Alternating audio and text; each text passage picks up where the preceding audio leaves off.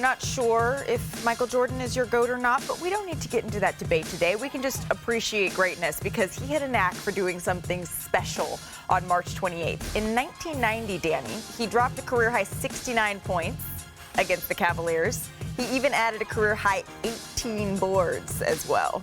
Yeah, that's nothing, especially back then. That's a lot of points where they actually played defense. Yeah, I wonder what the final score was. In 1995, it was the iconic double nickel against the Knicks at Madison Square Garden, which was the unofficial sign of him being back. Yeah, wearing the 4-5 too.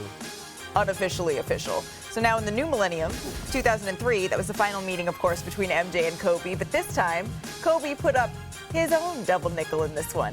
And Danny, since you are here and we're going to, cheat a little with this last one because the anniversary is actually tomorrow, but you're here today. UNC is playing across the street in just a little bit, so we had to show his historic game winner. This is 82, the Natty. So March 28th, it might be one of the most memorable days when it comes to MJ. This is pretty great. Where it all began for him, Where it all began. There's so many memorable moments for Michael Jordan. But Zach, if you had to pick just one, what would it be?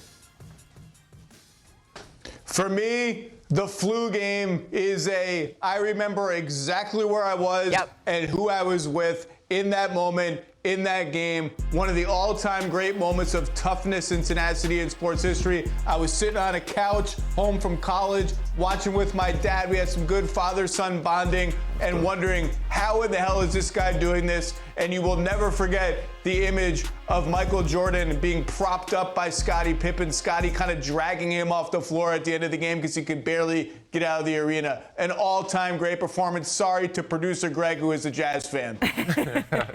Athleticism, grace, power. Jordan's baseline dunk in the Garden, and then finishing it on Pat after tiptoeing on the sideline. Like, come on now. Come on now. That look at this. Sorry, Oak. Oh! Bam! My favorite analysis is always, ooh, bam, skirt, boom. There's everything in that. Everything you need to know about Michael Jordan is in that play. What about you, Danny? Yeah, those top two, him over Mutombo. But for me, it was the flu game. But besides those two, I was so young. I'm a little bit less mature than these guys. So I was a youngin' watching him play, my fellow Carolina alum. But him in the All-Star game, teaming up with Shaq, them playing around.